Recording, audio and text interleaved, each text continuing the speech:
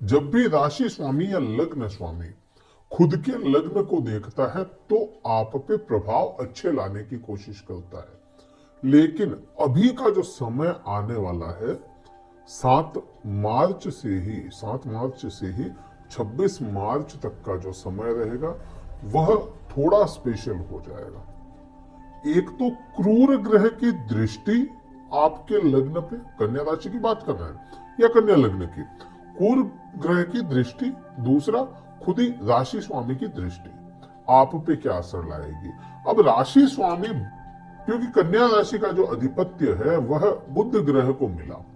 अब बुध ग्रह 7 तारीख को गोचर करते हुए आपके मीन राशि में आ जाएंगे। मीन राशि में बुध और राहु दोनों मिलकर के जड़त्व प्रभाव बनाएंगे, जड़त्व दोष बनाएंगे या जड़त्व योग बनाएंगे। अब वो डिपेंड करता है आपके लग्न पे, आपकी राशि पे कि यह आपके लिए दोष है या योग है। प्रभाव क्या आएगा उसकी बात करते हैं। सबसे पहली बात तो बुध की हो जाती है, क्योंकि वह लग्न स्वामी है। बुध के संबंध राहु के साथ में कैसे होते हैं? राहु के साथ में बुध ग्रह के संबंध मित्रवत संबंध होते हैं। परम मित्र होता है राहु ग्रह। केवल एक बुध ही ऐसा है जिसके साथ में राहु की परम मित्रता है। कभी बुरे रिजल्ट देने की कोशिश नहीं करेगा, लेकिन यह जड़ें जमाने का काम करता है। कोई चीज सोच ली, कोई चीज दिमाग में बैठ गई तो वह बस बैठ गई, जड़ें जम जाएगी उसकी, और फिर वो उसको इम्प्लीमेंट करने की कोशिश करेगा। उसको करने की जो कोई भी चीज अगर किसी के मन में बैठ गया कि मुझे कोई मोबाइल लेना है, कोई एक छोटा सा उदाहरण है, मुझे ये मोबाइल लेना है और इतने समय में लेना है चाहे कुछ भी हो जाए, तो फिर वो दिलवा के देगा। अगर इन दोनों ग्रहों का योग बन गया है, युति बन गई है। एक मोबाइल उदाहरण था। अब यहाँ पे ये दोष है या योग है उसकी अगर बात करोगे तो कई समय पहले यह दोष हुआ करता था, लेकिन आज के समय में आप कोई चीज सोच रहे हैं और वो आपको मिल जाती है तो वो योग से कम नहीं है। तो समय, देश, काल, परिस्थितियां, इन पे कोई भी चीज निर्धारित होती है कि देश, काल और परिस्थिति। काल बदल गया, समय बदल गया, तो आज वह दोष होते हुए भी योगों की श्रेणी में आ गया। अब इसके प्रभाव आप पे कहां कहां पे आएंगे, क्योंकि यह मीन राशि में बन रहा है। मीन राशि का जो स्वामी होता है वह गुरु ग्रह होता है, बृहस्पति कहेंगे, बृहस्पति ग्रह होता है मीन राशि के स्वामी या मीन राशि का अधिपत्य जो बृहस्पति को मिला। बृहस्पति कहां पे विराजमान है? बृहस्पति मेष राशि, परम मित्र बृहस्पति के हो जाते हैं मंगल उनकी राशि में। मतलब बृहस्पति आपके लिए तो बहुत अच्छी पोजीशन में नहीं है, लेकिन बृहस्पति खुद के लिए अच्छी पोजीशन में है। तो यहाँ पर यह जड़त्व दोष है। इसका जो बेस होगा, बेस मजबूत है, स्थिर हो गया, मजबूत हो गया। यह मजबूत बेस होने के कारण यह आप पे असर भी मजबूत लेकर के आएगा। सबसे पहला असर कहाँ पे लाएगा? यह असर आपके पति पत्नी के हाउस पे लाएगा, 7वें भाव पे लाएगा, 7th हाउस में यह प्रभाव लेकर के आएगा। अब राहु ग्रह को आप देखोगे तो राहु बाउंडेशन नहीं मानता, किन्हीं सीमाओं को नहीं मानता, अचानक से देने वाला ग्रह। आपका दिमाग पूरा वहीं पे लगा देगा। जहां भी राहु होगा, आपके लग्न चार्ट में भी अगर राहु कहीं पर भी है तो उस हाउस को रिप्रेजेंट करने वाली चीजें, उस हाउस को दर्शाने वाले रिश्ते, उस हाउस को दर्शाने वाले सुख या दुख, उन्हीं पे पूरा दिमाग फोकस लगा देगा। तो यही राहु आपके 7वें भाव में बैठा है और केतु आपके खुद के लग्न में बैठा है। तो केतु तो हो गया डिटैचमेंट का कारक और राहु हो गया दिमाग लगा देने वाला कारक। आपको वहां से दूसरी चीजें सोचने ही नहीं देगा जहां राहु बैठा होगा। तो 7th हाउस में राहु और बुध मिले हैं। अगर किन्हीं के, अगर है यहाँ पे, अगर किन्हीं लोगों के पति पत्नी के संबंधों में खटास थी, पार्टनर्स के साथ में खटास थी, पार्टनर चाहे बिजनेस पार्टनर हो चाहे कोई भी तरह का पार्टनर हो, खटास थी, तो वह अगर इस समय में, यहाँ पे सीधा सा होगा कि अगर इस समय में आप बीज बो देते हैं अपनी मित्रता का, मित्रता मीन्स आप अगर पति पत्नी में है, पार्टनर्स में है, तो थोड़ा सा आप कॉम्प्रोमाइज करने की कोशिश करेंगे उनके साथ में, तो वो भी कॉम्प्रोमाइज करेंगे और यह आपके लिए समय अच्छा हो जाएगा। टेंशन खत्म करने वाला योग हो गया यहाँ पे।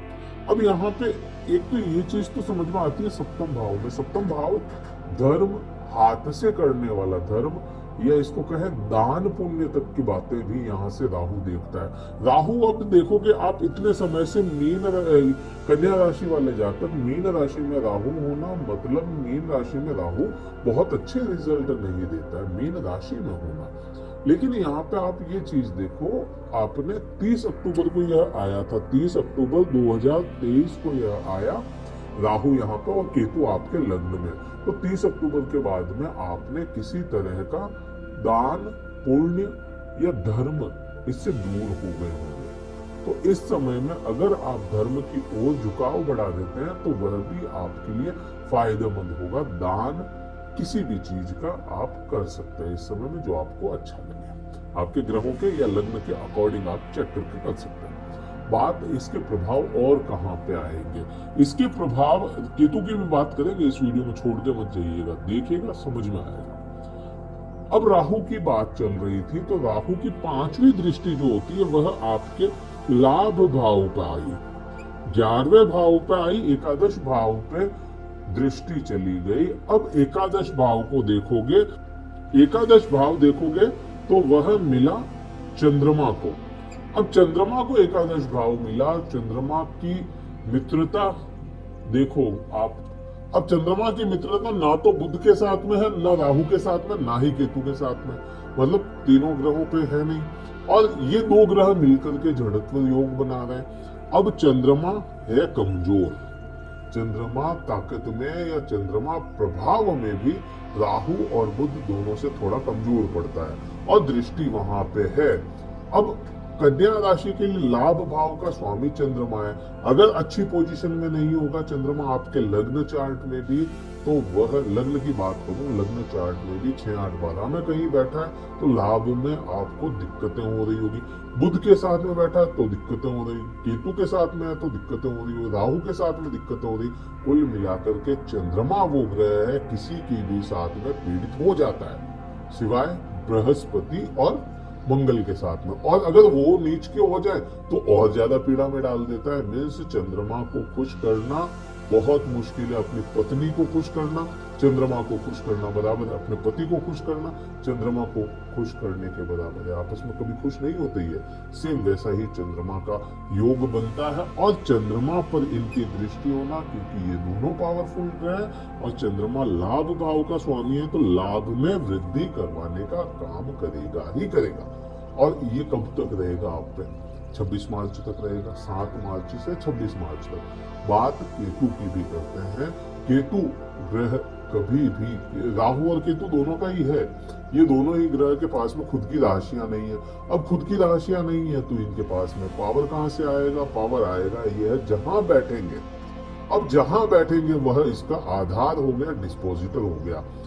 केतु का डिस्पोजिटर खुद कन्या राशि का स्वामी बुध ग्रह, और बुध ग्रह इसके सामने बैठ के देख रहा है इसको, मीन्स पावर में है बुध ग्रह भी। बुध ग्रह का मित्र बृहस्पति होता है, राहु भी होता है, दोनों तरफ से बुध को तो पावर मिल गया और इसका डिस्पोजिटर अच्छी पोजीशन में होगा। मीन्स केतु आपको बुरे प्रभाव नहीं लाएगा। खुद के बारे में सोचने का समय है। इतने समय तक तो आप खुद के बारे में सोच नहीं देते, फला का ये काम हो जाए, फला का ये काम हो जाए, मेरे रिश्तेदार का ये काम हो जाए, मेरे बेटे का ये हो जाए, मेरी पत्नी का ये हो जाए, माता पिता का हो जाए, भाई बहनों का हो जाए, सबका बारे में सोच लिया कन्या राशि ने। लेकिन ये जो समय होगा खुद के बारे में सोचना पड़ेगा, खुद के बारे में सोचने पे मजबूर कर देगा कि हाँ मैं क्या हूँ, और यह केतु आपको करवाएगा। राहु की 9वीं दृष्टि की बात करोगे तो वह आपके पराक्रम भाव का आई है। पराक्रम भाव सेम वही हो जाता है। यहाँ पे थोड़ी सी टेंशन वाली बात बनती है, क्योंकि इसका जो यहाँ का स्वामी होता है मंगल होता है। मंगल की भी जो आप देखेंगे मित्रता दोनों ही ग्रहों के साथ में नहीं है, ना राहु के साथ में ना बुध के साथ में। तो यहाँ पे अच्छा, दूसरा मंगल इनसे लड़ने की ताकत भी रखता है। चंद्रमा लड़ता नहीं है, चंद्रमा तो अस्त हो जाएगा, या चंद्रमा अस्त ना करके चंद्रमा ग्रहण की चपेट में आ जाता है, मंगल अंगारा बन जाता है, जल जाता है, मंगल जलता है, अंगारक योग बना देता है राहु की दृष्टियों में।